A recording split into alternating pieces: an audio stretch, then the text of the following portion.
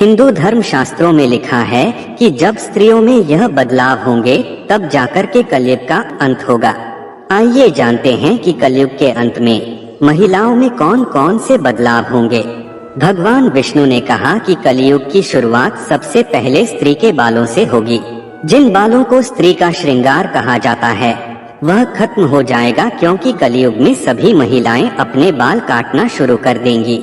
उस समय लोग अपने बालों को रंगना शुरू कर देंगे, फिर वो महिला हो या पुरुष, सभी अपने प्राकृतिक रंग को रंगना शुरू करेंगे। कलयुग में कोई भी बाल काले और लंबे नहीं दिखाई देंगे। शास्त्रों के अनुसार जब कलयुग चरम पर होगा तब बेटे अपने माता पिता के ऊपर हाथ उठाएंगे। हर घर में कलह कलेश होगा, कोई आपस में मिलकर नहीं रहेंगे और लोग अपने ही घर में अपनों को मारेंगे। कलयुग में कोई भी एक दूसरे से सच नहीं बोलेगा, ना पति पत्नी से, ना बच्चे अपने माता पिता से। हर तरफ सिर्फ झूठ का ही बोलबाला रहेगा।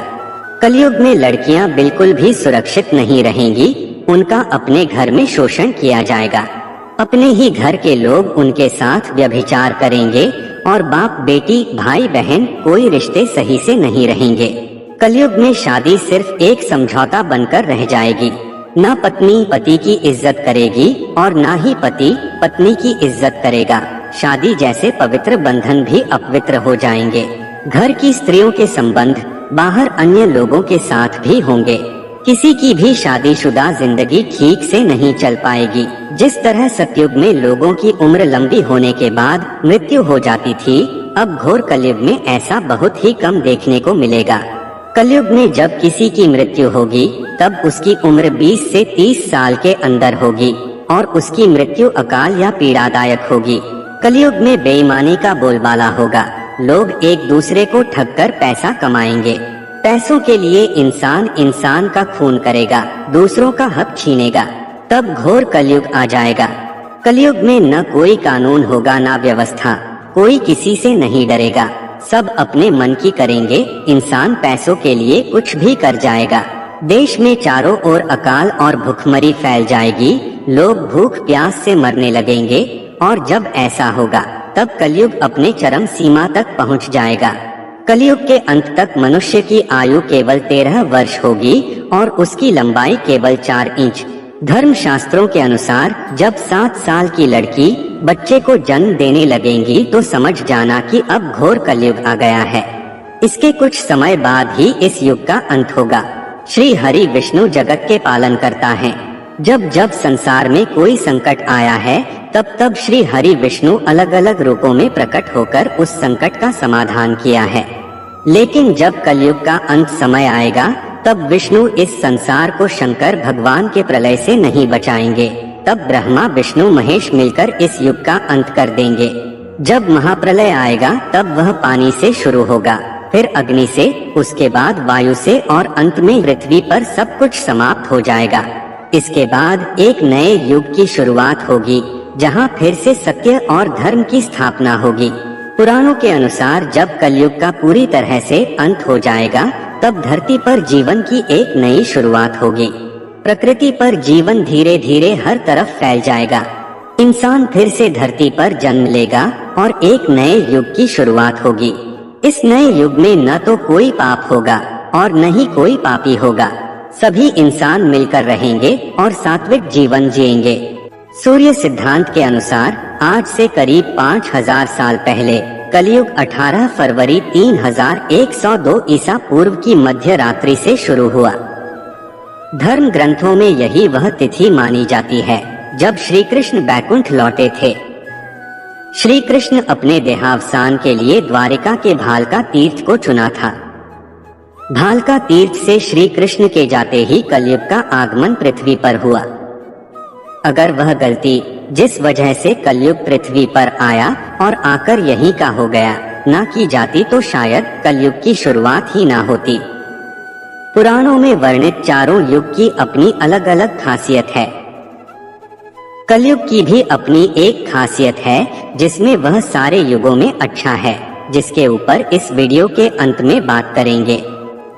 वीडियो में आगे बढ़ने से पहले आपसे प्रार्थना है कि अगर आपने हमारे चैनल को सब्सक्राइब नहीं किया है तो कर लीजिए, जिससे हमारी अगली वीडियो आप तक आसानी से पहुंच सके। दोस्तों, कलयुग के धरती पर आने के पीछे एक पौराणिक कथा है जो पांडवों के महाप्रयाण से जुड़ी है। यह बात तब की है जब धर्मराज युधिष्ठिर अपना पूरा राजपाट अर्जुन के पौत्र परीक्षित को सौंपकर अन्य पांडवों और द्रौपदी समेत हिमालय चले गए थे। एक दिन पृथ्वी देवी गाय का रूप धरकर सरस्वती नदी के किनारे बैठी थीं। वह बहुत विचलित थीं और उनकी आंखों से अश्रु बह रहे थे। पृथ्वी देवी की ऐसी मनोस्थिति देख धर्म एक बैल का रूप लेते हैं और वह गाय के रूप में बैठी पृथ्वी देवी से मिलने आते हैं। पृथ्वी को दुखी देख धर्म ने उनसे उनकी परेशानी का कारण पूछा। इस पर पृथ्वी देवी बोली, भगवान श्री कृष्ण के स्वधाम जाने की वजह से कलयुग निडर हो गया है। हर तरफ पाप फैला रहा है और मुझे दूषित कर रहा है। पहले भगवान कृष्ण के चरण मुझ पर पड़ते थे, जिसकी वजह से मैं खुद को सौभाग्यशाली मानती थी, परंतु अब ऐसा नहीं है। अब मेरा सौभाग्य समाप्त हो गया है। धर्म और पृथ्वी आपस में बात कर ही रहे थे कि असुर रूपी कलयुग वहां आ पहुंचा। उसने पृथ्वी और धर्म को गाय बैल के रूप में पहचान लिया और उन्हें मारने लगा। राजा परीक्षित वहां से गुजर रहे थे। जब उन्होंने यह दृश्य अपनी आंखों से देखा तो कलयुग पर बहुत क्रोधित हुए। क्रोध में राजा परीक्षित ने कलयुग से कहा, मेरे राज्य में जहां पाप का कोई स्थान नहीं है, दुष्ट पापी तू कौन है? इन निरीह गाय तथा बैल को सता रहा है। तू महान अपराधी है। तेरा अपराध क्षमा योग्य नहीं है। तेरा वध करने में मुझे कोई संकोच नहीं होगा। इतना कहते ही राजा परीक्षित ने अपना अस्त्र उठाया और कलयुग को मारने के लिए बढ़े। राजा परीक्षित इतने धर्मज्ञ और शक्तिशाली थे, उनमें कलयुग को दंड देने का सामर्थ्य था। दोस्तों, हम इसी गलती के बारे में बात कर रहे थे जो राजा परीक्षित आगे करते हैं। अगर वह यह गलती नहीं करते तो परिणाम कुछ और ही होते। राजा परीक्षित का क्रोध देखकर कलयुग भय से कांपने लगा। कलयुग भयभीत होकर राजा परीक्षित के चरणों में गिर गया और क्षमा याचना करने लगा। राजा परीक्षित ने शरण में आए हुए कलयुग को मारना उचित न समझा और उससे कहा, हे कलयुग, तू मेरे शरण में आ गया है, इसलिए मैं तुझे जीवन दान दे रहा हूँ। किंतु अधर्म, पाप, झूठ, चोरी, कपट, दरिद्रता आदि अनेक उपद्रवों का मूल कारण केवल तू ही है। तू मेरे राज्य से अभी निकल जा और फिर कभी लौटकर मत आना। परीक्षित की बात को सुनकर कलयुग ने कहा कि हे राजन, पूरी पृथ्वी पर आपका निवास है। पृथ्वी पर ऐसा कोई भी स्थान नहीं है जहां आपका राज्य ना हो। मैं कहाँ जाऊं? मैं आपकी शरण में आया हूँ, मुझे रहने के लिए स्थान प्रदान करें। कलयुग के ये कहने पर राजा परीक्षित ने सोच विचार कर कहा, झूठ, द्यूत, मद्यपान, परस्त्रीगमन और हिंसा, इन स्थानों में असत्य, मद, काम और क्रोध का निवास होता है, तो इन स्थानों पर रह सकता है। परंतु इस पर कलयुग बोला, हे राजन, ये 4 स्थान घृणित हैं, कृपा करके एक अच्छी जगह भी प्रदान कीजिए। इस मांग पर राजा परीक्षित ने उसे स्वर्ण के रूप में 5वां स्थान प्रदान किया। स्वर्ण रूपी स्थान मिलते ही कलयुग ने राजा परीक्षित के सोने के मुकुट में वास कर लिया। आगे चलकर कलयुग के विषैले प्रभाव के कारण स्वयं राजा परीक्षित का अंत हुआ। उनके अंत होते ही कलयुग को रोकने वाला कोई नहीं था और वह अपनी पूर्ण सामर्थ्य से पृथ्वी पर बढ़ता ही चला गया। दोस्तों, महर्षि वेद व्यास ने वेदों की रचना की थी। महर्षि वेद व्यास से जब पूछा गया कि कौन सा युग सबसे अच्छा है, तो उन्होंने कलयुग का नाम लिया। विष्णु पुराण में वर्णित एक कथा के अनुसार ऋषियों से चर्चा करते हुए वेद व्यास जी कहते हैं कि इस एक कारण से सभी युगों में कलयुग सबसे श्रेष्ठ युग होगा।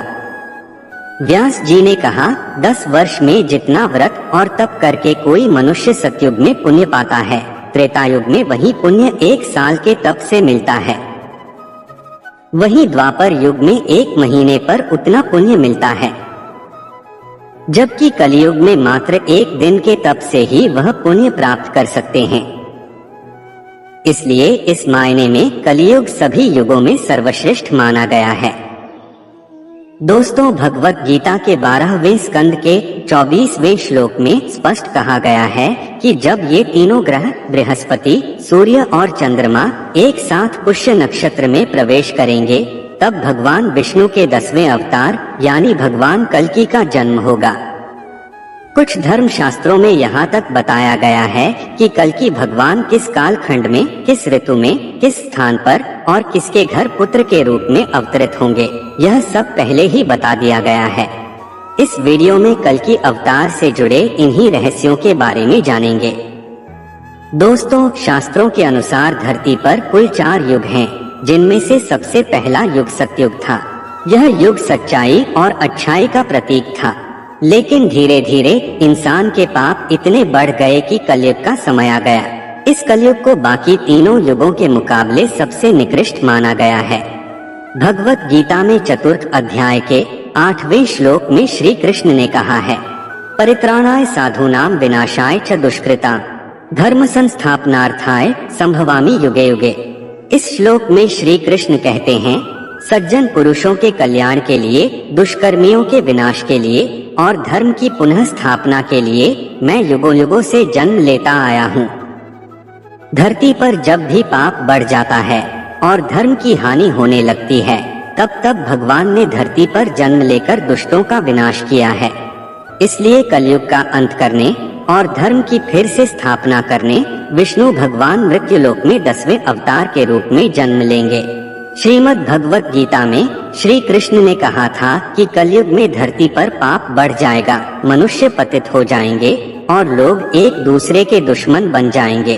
उस समय भी बाकी तीनों युगों की तरह ही कलयुग की अवधि भी 1000 वर्षों की होगी, जिसका अंत एक बार फिर से भगवान खुद करेंगे। शास्त्रों और पुराणों के अनुसार कलयुग का अंत करने के लिए और नए युग की स्थापना करने के लिए भगवान विष्णु अपना कल्कि अवतार लेंगे। इसके लिए वह कलयुग के अंतिम समय में सावन महीने की शुक्ल पक्ष की पंचमी को जन्म लेंगे। शायद यही वजह है कि हर साल भारत देश में सावन महीने की शुक्ल पक्ष की पंचमी को कल्कि जयंती के रूप में बड़ी धूमधाम से मनाया जाता है। श्री कृष्ण ने गीता में बताया है कि भगवान विष्णु ने कभी परशुराम, कभी मत्स्य अवतार और कभी श्री राम के रूप में धरती से पाप का अंत किया है। कलयुग में जब पाप और अधर्म अपनी चरम सीमा को पार कर जाएंगे, तब एक बार फिर से भगवान विष्णु कल्कि अवतार धारण कर धरती पर जन्म लेंगे। दोस्तों, अभी तक भगवान विष्णु के 9 अवतार हो चुके हैं।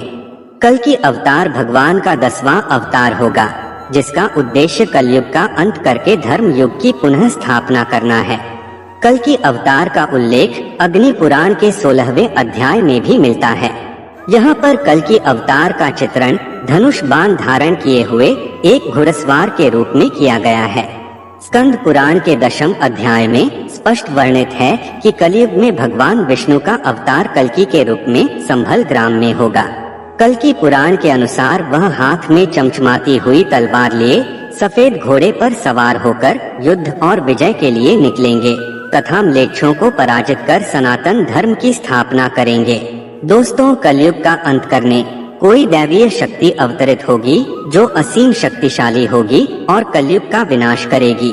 इस बात की मान्यता केवल हिंदू धर्म में ही नहीं बल्कि संसार के अन्य धर्मों में भी मिलती है। पुराणों में 5000 साल पहले ही लिखा गया था कि भगवान कल्कि उत्तर प्रदेश के मुरादाबाद जिले के शंभल नामक स्थान पर विष्णुईशा नामक तपस्वी ब्राह्मण के घर में पुत्र रूप में जन्म लेंगे। कल्कि देवदत्त नामक घोड़े पर सवार होकर संसार से पापियों का विनाश करेंगे और धर्म की पुनः स्थापना करेंगे। जैसा कि हमने आपको पहले बताया, भगवत गीता के 12वें स्कंद के 24वें श्लोक के अनुसार भगवान कल्कि यानी विष्णु के 10वें अवतार का जन्म तब होना निश्चित है जब सावन महीने की शुक्ल पक्ष की पंचमी को यह 3 ग्रह बृहस्पति, सूर्य और चंद्र एक साथ पुष्य नक्षत्र में दाखिल होंगे। उनके जन्म लेते ही एक बार फिर से संसार में पाप कम होने लगेंगे। शास्त्रों के अनुसार कलयुग की अवधि 4,32,000 वर्ष की है, जिसमें से अभी केवल लगभग 5000 साल ही पूरे हुए हैं। ऐसे में कलयुग का अंत अभी बेहद दूर है। इसका अर्थ यह हुआ कि कल की अवतार का समय भी बहुत बाद है, लेकिन गलत खबर फैलाने वालों की आजकल कमी नहीं है। सतयुग को एक समय में स्वर्ग युग माना जाता था, लेकिन इस युग के बाद इंसान धीरे धीरे पतन की ओर बढ़ता चला गया और आज समय इस कदर बीत चुका है कि लोग अपनों के ही दुश्मन बनते जा रहे हैं। लालच और क्रोध ने इंसान के अंदर की इंसानियत को खत्म कर दिया है।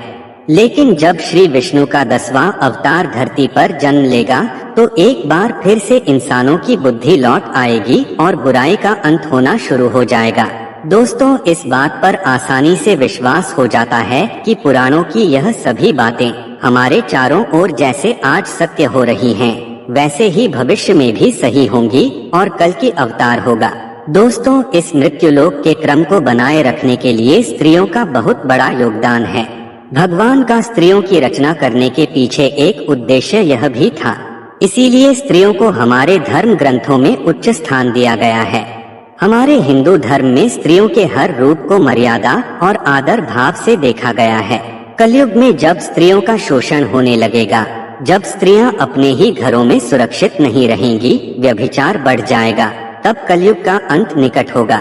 गोस्वामी तुलसीदास ने रामचरितमानस के उत्तर कांड के 97वें श्लोक में काकभूषुंडी का अपनी पूर्व जन्म कथा और कली महिमा का वर्णन करते हुए लिखा है, कलिमल ग्रसे धर्म सब लुप्त भय सदग्रंथ, दम्भिन्ह निज मति कल्पी करी प्रगट किए बहुपंथ। इसका अर्थ होता है, कलयुग के पापों ने सब धर्मों को ग्रस लिया, सदग्रंथ लुप्त हो गए, दम्भियों ने अपनी बुद्धि से कल्पना कर करके बहुत से पंथ प्रकट कर दिए।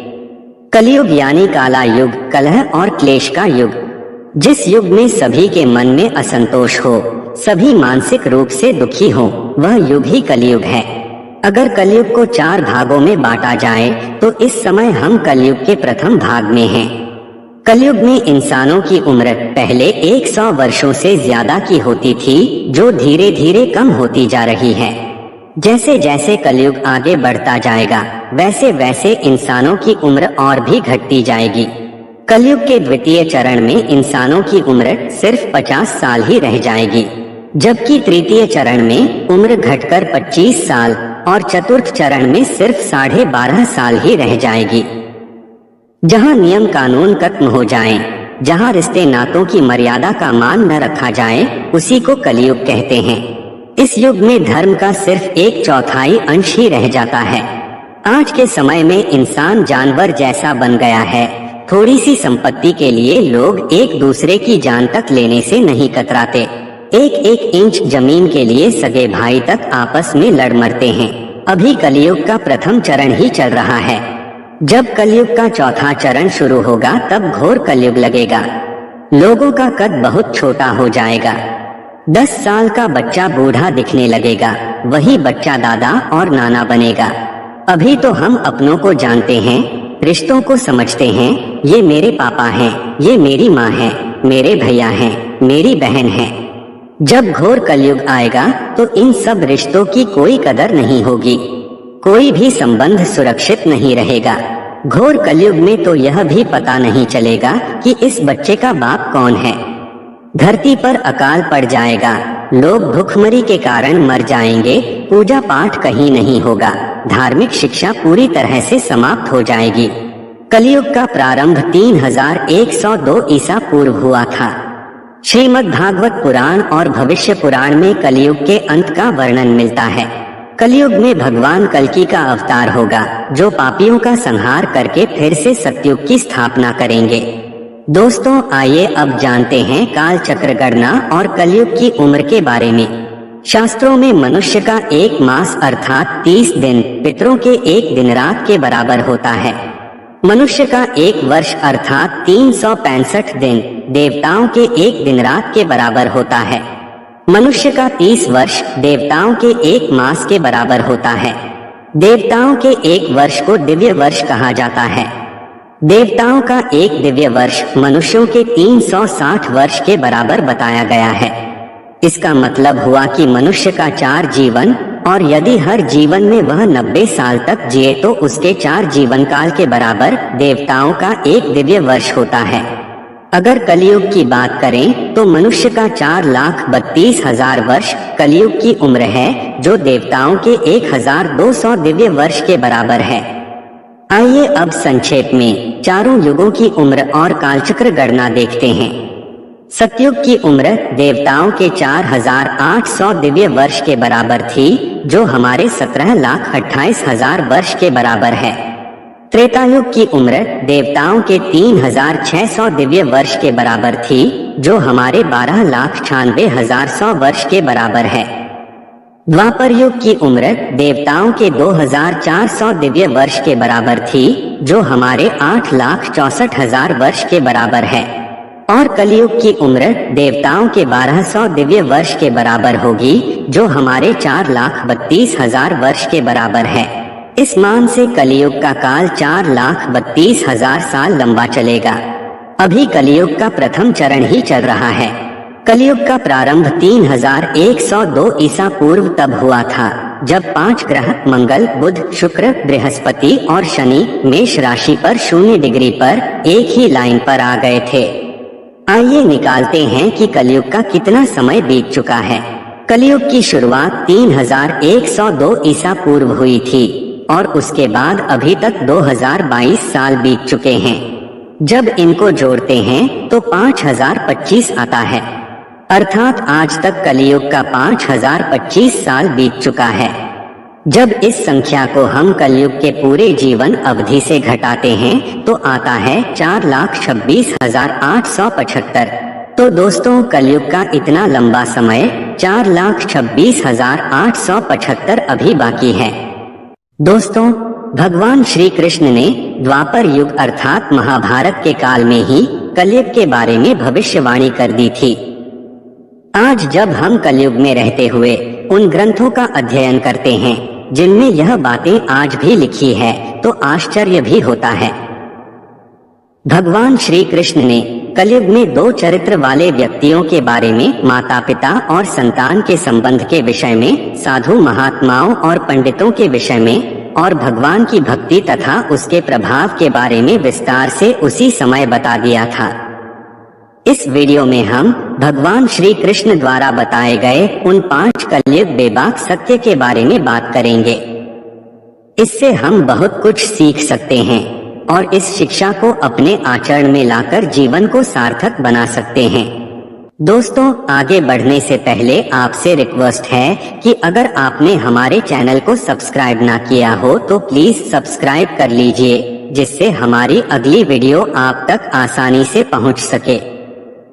अब दोस्तों, आइए जानते हैं उस कथा के बारे में जिसके माध्यम से श्री कृष्ण ने पांडवों को कलयुग के बेबाक सत्य के बारे में बहुत पहले ही बता दिया था। एक बार की बात है, पांडवों के मन में कलयुग के बारे में जानने की इच्छा प्रकट हुई और वह श्री कृष्ण के पास अपनी जिज्ञासा शांत करने के लिए गए। पांडवों ने कृष्ण से कहा, हे भगवान, द्वापर युग का अंत निकट है और हमारे मन में भविष्य को लेकर एक जिज्ञासा है, कृपा करके हमारी जिज्ञासा शांत करें। हम सब यह जानना चाहते हैं कि कलयुग में मनुष्य जीवन कैसा होगा। पांडवों के प्रश्नों को सुनकर श्री कृष्ण मुस्कुराते हैं, युधिष्ठिर से पूछते हैं कि आखिर आप लोगों को भविष्य के बारे में जानने की लालसा क्यों है। इस पर युधिष्ठिर उत्तर देते हैं कि भगवान निर्दोष और पाप रहित होते हुए भी जिस प्रकार हमारी दुर्दशा हुई है, आपने इसका कारण कलयुग का प्रभाव ही बताया था। वह कलयुग जो अभी आया भी नहीं है, उसका प्रभाव कितना हानिकारक है, इसकी कल्पना भी करना कठिन है। इसलिए हमारे मन में जिज्ञासा है कि जब कलयुग अपने चरम पर होगा, उस समय मनुष्य जाति का क्या होगा। युधिष्ठिर के प्रश्न के उत्तर में श्री कृष्ण ने पांडवों को वन जाने को कहा और निर्देश दिया कि वन में भ्रमण करते समय जो कुछ भी दिखे उस पर ध्यान देना और वापस आकर मुझे बताना। श्री कृष्ण की बात सुनकर 5 पांडव वन में चले जाते हैं और भ्रमण करने के बाद वापस श्री कृष्ण के पास जब आते हैं तो एक एक करके उन्होंने जो देखा था वह विस्तार से बताते हैं। सबसे पहले युधिष्ठिर ने बात शुरू की। युधिष्ठिर जी ने कहा, उन्होंने एक हाथी को देखा जिसके 2 सूंड थे। सामान्यतः द्वापर काल के हाथियों में भी एक ही सूंड हुआ करते थे। 2 सूंड का क्या रहस्य था, यह युधिष्ठिर जानना चाहते थे। इस बात को सुनकर श्री कृष्ण ने कहा, हे धर्मराज, आपने जो देखा इसे मैं कलयुग के परिप्रेक्ष्य में बताता हूँ। कलयुग में ऐसे लोगों का राज्य होगा जो 2 तरफ से मानव जाति का शोषण करेंगे। वे मानव जाति के हितैषी बनकर भी शोषण करेंगे और शत्रु बनकर के भी शोषण ही करेंगे। ऐसे लोगों के मन में होगा कुछ, बोलेंगे कुछ और करेंगे इसके ठीक विपरीत। ऐसे लोगों पर भरोसा नहीं किया जा सकता, लेकिन ऐसे ही लोगों का वर्चस्व होगा और सामान्य व्यक्ति इनके द्वारा शोषण का शिकार होगा। युधिष्ठिर जी की जिज्ञासा का समाधान होने के बाद महाबली भीम ने भगवान श्री कृष्ण से कहा कि वासुदेव, वन में मैंने एक गाय को देखा जो अपने बच्चे को प्यार से जीभ से चाट रही थी, लेकिन जिस जगह वह चाट रही थी चाटते चाटते बच्चे को घाव हो गया और वहां से रक्त निकलने लगा। श्री कृष्ण ने भीम के उत्तर में कहा, यह कलयुग के उस प्रभाव को दिखाता है जब मनुष्य अपने बच्चों से इतना आसक्त हो जाएगा कि बच्चों का विकास ही रुक जाएगा। हर मनुष्य साधु को सम्मान देंगे, उनके दर्शन करने जाएंगे, लेकिन अपना पुत्र साधु बनने की ओर अग्रसर हो तो हर संभव प्रयास करके उसको सांसारिक जीवन में लिप्त करने का प्रयास करेंगे। अगर फिर भी किसी का पुत्र साधु बन जाता है तो माता पिता को बहुत दुख होगा। कलयुग में लोग बच्चों को मोहमाया में, परिवार में ही बांधकर रखने का प्रयास करेंगे। श्री कृष्ण ने आगे कहा कि पुत्र को पत्नियों की अमानत समझना चाहिए और पुत्रियों को पिता की अमानत। इस शरीर को मृत्यु की अमानत और आत्मा को परमात्मा की अमानत समझकर ही व्यवहार करना चाहिए। इसके बाद अर्जुन ने कहा, हे केशव, वन में मैंने एक पक्षी को देखा जिसके पंख पर वेदों के श्लोक लिखे हुए थे और वह एक मृत जीव का मांस खा रहा था। इस बात का कलयुग से क्या संबंध है? अर्जुन की बात को सुनकर श्री कृष्ण ने उत्तर दिया, कलयुग में ऐसे लोग होंगे जिन्हें विद्वान कहा जाएगा, क्योंकि उन्हें किताबी ज्ञान तो होगा लेकिन उनके अंदर मानवीय गुणों का अभाव होगा। ऐसे लोगों की मंशा यही होगी कि वह दूसरों की संपत्ति को साम दाम दंड भेद किसी भी तरीके से अपना सकें। अपनी महत्वाकांक्षा को पूरा करने के लिए वह किसी भी हद तक जाएंगे। कितना भी संपन्न व्यक्ति क्यों ना हो, लेकिन उसकी महत्वाकांक्षा हमेशा उससे बड़ी ही रहेगी। पूरा संसार ऐसे लोगों से भरा होगा, वास्तविक संत तो केवल चंद ही होंगे। अर्जुन की जिज्ञासा शांत होने के बाद नकुल ने अपनी बात रखी। उन्होंने कहा कि वन में उन्होंने एक बहुत बड़ी चट्टान को ऊंचाई से गिरते देखा। चट्टान इतनी बड़ी थी कि उसके मार्ग में आने वाले बड़े बड़े पेड़ों को उसने जड़ से उखाड़ दिया, परंतु एक जगह वह एक ऐसे पौधे से टकराकर रुक गई जो बहुत छोटा था, जिसकी उस चट्टान द्वारा कुचले जाने की पूरी उम्मीद थी। नकुल जी की बात के उत्तर में श्री कृष्ण ने कहा, कलयुग में मनुष्यों की बुद्धि भीड़ होगी, मनुष्य जाति का जीवन पतित होगा और इस पतन को धन या सत्ता के वृक्ष रोकने में कभी भी सक्षम नहीं हो पाएंगे। परंतु जिस प्रकार एक छोटा पेड़ इतनी बड़ी चट्टान को गिरने से रोक लेता है, ठीक उसी प्रकार हरि नाम में इतनी शक्ति होगी कि वह मनुष्य के पतन को रोक ले। भागवत गीता में भी इसी बात का उल्लेख मिलता है। हरि कीर्तन से न केवल मनुष्य का पतन रुकता है, बल्कि मनुष्य की बुद्धि भी प्रबल होती है। और अंत में सहदेव ने अपनी बात रखी। उन्होंने कहा, उन्होंने एक जगह पर कई कुएं देखा, सारे कुओं में पानी था, किंतु उनके बीच में एक कुआं ऐसा भी था जो सबसे बड़ा था और गहरा भी था, लेकिन इसके बावजूद उसमें पानी नहीं था। सामान्यतः ऐसा होना असंभव है। आठ हे कृष्ण, इस बात से कलयुग के विषय में क्या पता चलता है? श्री कृष्ण ने उत्तर दिया, कलयुग में धनी व्यक्ति अपने शौक के लिए उत्सव में, पुत्री के विवाह में इत्यादि अनावश्यक चीजों में बहुतायत में धन खर्च करेंगे। किंतु किसी भूखे को भोजन कराने, किसी जरूरतमंद की सहायता करने में कोई रुचि नहीं रखेंगे। इंद्रियों की संतुष्टि, मांस मदिरा का सेवन इत्यादि वसन में धन खर्च किया जाएगा। ऐसे लोग बाहर से प्रतीत होते हैं कि वे संपन्न है, किंतु जिस प्रकार बाहरी संपन्नता में आंतरिक शांति लुप्त हो जाती है, उसी प्रकार ऐसे मनुष्यों की आंतरिक गति शून्य हो जाती है। ऐसे लोग अंदर से खोखले हो जाते हैं, जैसा कि वह बीच वाला कुआं गहरा होता हुआ भी जल विहीन था। दोस्तों, श्री कृष्ण के द्वारा बताए गए यह 5 कलयुग के प्रभाव आज के समय में पूर्णतः सच होते हुए दिख रहे हैं।